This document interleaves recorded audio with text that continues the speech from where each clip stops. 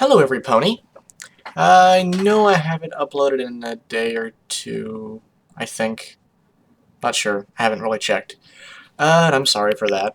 You know how bad I feel. So we're ready for Chapter 10, titled Meet the Bloodsuckers. As I'm sure you remember when we last left off, surprise visit from the... I guess you could jokingly call them future in-laws, I don't know. Alright, let's get this started. And if my phone goes off, I apologize. I have a friend coming over at some point. Do you know what vampires like to eat for breakfast? Eggs. Sunny side up with toast and a little sweet apple acres jam on the side. Not a drop of blood in sight.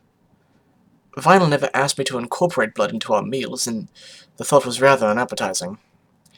Why was I still here, having breakfast with a family of vampires? What was I really doing? Improvising? I don't know. I wanted to scream at the top of my lungs. Here they are, vampires are real. A friendly visit out of the blue less than 12 hours after the disaster of the upper crust? I may have been dense as a cinder block when it came to relationships, but it would take an ass not to see some sort of correlation. I guess I was trying to accommodate them, make them feel comfortable, give them a reason not to turn my body into a withered husk. It seemed to have the opposite effect, judging by the looks on their faces, when I'd asked if they wanted something other than orange juice to drink. They must have thought I was blind or stupid, as I caught them sneaking furtive glances across the table, and I started to wonder if vampires could telepathically communicate with one another. Perhaps they were plotting to kill me now. An awkward silence settled over the cramped kitchen as we ate. I poked at my breakfast, not feeling too hungry, a little sick and a little tired. A combination of the two. There was this throbbing in the back of my head, this constant ache. Life used to be simple. There was a cough. "It's a good thing you know how to cook," Hoity-Toity praised. "I don't know where our daughter would be without you." I reddened, taking the compliment. "Thank you." "Hey!" Vinyl said, chewing. "There's nothing wrong with cup noodles. 3 times a day?" Photo Finish inquired. The story of Photo Finish and Hoity-Toity was a rather touching one. It was that feel-good, heartwarming, rags-to-riches sort of thing. A real fairy tale with a happily ever after. The kind that you'd find in a faux storybook. Photo Finish and Hoity-Toity, 2 earth ponies from Ponyville who were hardly extraordinary or spectacular, who both had an eye for fashion. Through the forces of fate, love, or plain coincidence, the two came together and formed a partnership, working their way to the top of Equestria's fashion industry, striking it rich in Canterlot through shrewd business aptitude and innovation. In a way, I envied their success. "Did Vinyl ever tell you about her mane?" "Pardon? I mean, just look at us," Photo Finish said. "Is it not obvious? Vinyl dyed her mane." Said Unicorn nearly did a spit take as she chugged her orange juice. After much coughing and wheezing, she whined exasperatingly. "Mom!" "Really now?" I raised an eyebrow. "Do tell." Hoity-Toity chortled. "Oh yes, darling, I remember the day." I couldn't help but laugh, seeing her parents embarrassing her. I covered my mouth with my hoof.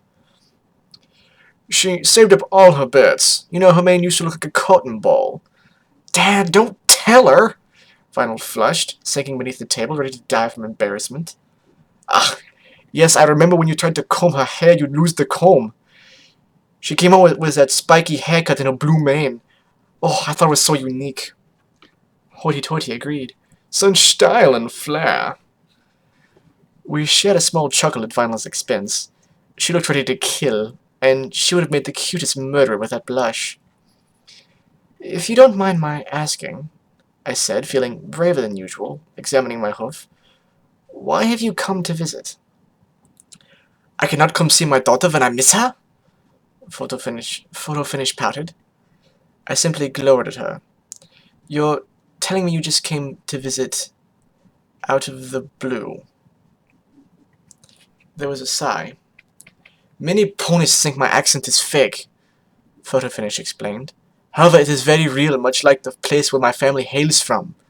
Much like how things like vampires and werewolves are real. I glanced up, staring at her, hearing that key word. Judging by the bandages on your neck, I'm sure you're aware of Vinyl's predicament. She pulled off her trademark hot pink sunglasses, brushing her straight bangs from her face, and opening her blood-red eyes. Hoity-toity followed suit, taking off his glasses, revealing the crimson behind them. I couldn't help but gasp when I saw a pair of fangs poking out from their lips. And I'm sure by now you already know what the three of us are, she finished. Hoity-toity said, "We are terribly sorry about what happened to your mother, Octavia. A slip and fall like that." Photo Finish whacked Final upside the head with an audible smack. "What if I told you about being more careful?" I winced as Vinyl hissed. "Ouch, Mom!" "We came here to apologize, first and foremost, Octavia, darling," Photo Finish said, "for Vinyl and for what she did to your mother." "That's quite all right," I butted in. Her accent was rough. "You must understand, we do what is necessary to protect our own." "Of course." "We wanted to come here to offer our blessings, and said that we would never ever harm any pony." I nodded. "Thank you. If it's not out of line, may I ask how you two came to be vampires?" Hoity-toity said. "I was originally not a vampire, Octavia. Of course, when I found out my wife was one..." He laughed softly, winking at Photo Finish. "There's a reason they call them love bites, my dear." He grinned toothily, like a shark. I touched my neck as he said those words, the color draining from my face. I didn't even want to think about it. "Don't worry, it takes a lot more than just being nipped." "A nip? Is that what they called it?" "I'd rather not get into the details since we are eating," he said. "Why, thank you. Excuse me while I go scream my head off." "And how have you managed to subsist like this? Surely the hospitals are not willing to give out blood packs whenever you ask." "A little money can go a long way in this city, Octavia," Hoity-toity said with a glint in his eye. "So long as how much we ask for is in reason and doesn't overstep our quota, they have no issue. This condition is more widespread than you think." "I'm sorry, are you suggesting that there are even more vampires out there?" "Of course! We know each other personally, like that gorgeous model Fleur," Photo Finish said. My eyes bulged. "Fleur de Lis? The supermodel? How do you think she maintains that youthful appearance?" Oh, head spinning. About to throw up. Oh, sweet Celestia. "You'll have to forgive me," I stammered. "It's just that it's hard taking this all in at once." "Now that we've gotten that out of the way, let's talk about something much, much more serious," he deadpanned. I gulped, my eyes shrinking to the size of pinpricks. "We simply must know more about you, Octavia," Photo Finish cried. "If you'll be my daughter's mare friend." "Now, hold on, Vinyl and I haven't done anything outside of walking next to each other when we're on the sidewalk. What if I told you we weren't together?" I challenged. "Rumors spread like wildfire, dear," Photo Finish said, as if she was speaking to a foe. "Surely you of all ponies know that. Plus, any pony with a pair of eyes and a brain can tell that you two are in love," Hoity-toity scoffed. It was new, having to talk about myself for a change. Besides Vinyl, I kept a very professional manner when in the public eye, remaining silent and tactful, with a cold, stoic expression on my face. My job was to perform, not to speak. In any case, what was there to talk about? Born into a family of unicorns, a father who owned an entire company selling musical instruments, and a mother who only married him for his money. Raised in Canterlot as an earth pony, always being treated like a second-class citizen. Years and years spent grooming me to become a proper mare, which included music lessons. My instrument of choice? A cello. When I wasn't in school, I was practicing. Now, don't get me wrong, I loved it. If I didn't, why would my cutie mark even be a treble clef? It was just tedious, dreary at times. If you play an instrument, you'll know what I mean. First the scales in your repertoire. It was a lonely childhood. It was a pleasure to meet you two." They shook my hoof vigorously, proving that they were indeed incredibly strong. A pleasure meeting you as well, Hoity-Toity said pleasantly, right before his wife snaked a leg around his neck, dragging him away. Vigo! I closed the door behind me, sighing. Vinyl rubbed a hoof awkwardly. Sorry about that. They're kind of weird like that, even if they weren't vampires. I shook my head. Don't say that. They love you. Even if they have a funny way of showing it. She said nothing. Well, anyway, don't you have rehearsal to go to today?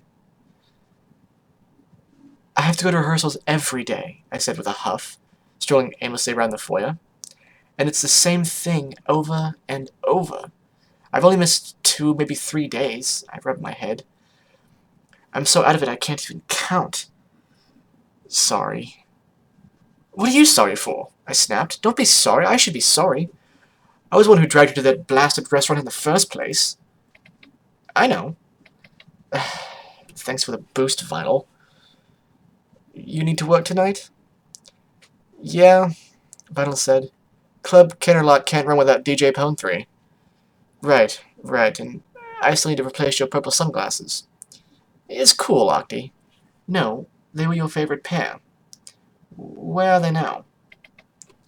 She tilted her head towards the kitchen island, where the frame sat next to a fruit bowl. One of the lenses was completely shattered and the frame was partially cracked. I guess I don't know my own strength. I was good at breaking things.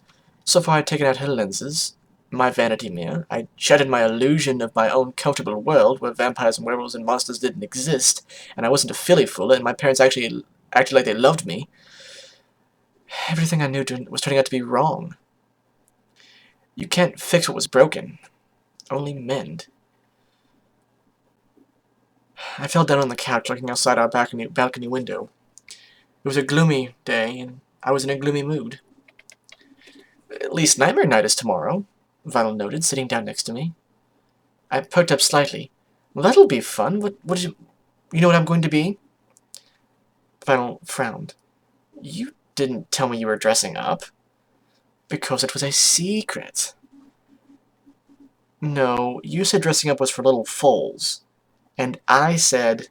I ran off without another word, digging around my closet. Wait till she sees this. You ready? Just show me, Octi, Vinyl giggled. With a flourish and a bow, I came out of the hallway, a black cape with a red lining draped around my body. A pair of fangs hung from my mouth. Bleh! Really? She laughed. Really? One gorgeous mare in the room, I said. Ah. I spat the plastic fangs out. And you can go as yourself. What? Vinyl blinked. Oh, I get it. Your face is scary enough as it is. So that was actually a pretty short chapter. I might try to fit another one in tonight. I apologize in advance, because I could totally tell that I was kind of struggling to switch back and forth between voices. What do you want from me? Switching from Octavia to photo finish to hoity-toity, and then occasionally slipping in a vinyl scratch? Like, it's not easy. You do it. Anyway, I got my first subscriber yesterday, so that was pretty exciting. And I left him a nice comment, thanking him for that. I'm totally up for more subscribers if anyone's actually interested. And as always, I'm open to messages and comments, offering suggestions or criticisms. I'm taking suggestions for the story I should do after this one's finished. Things like that. So don't hesitate to leave a comment or a message. Until next time.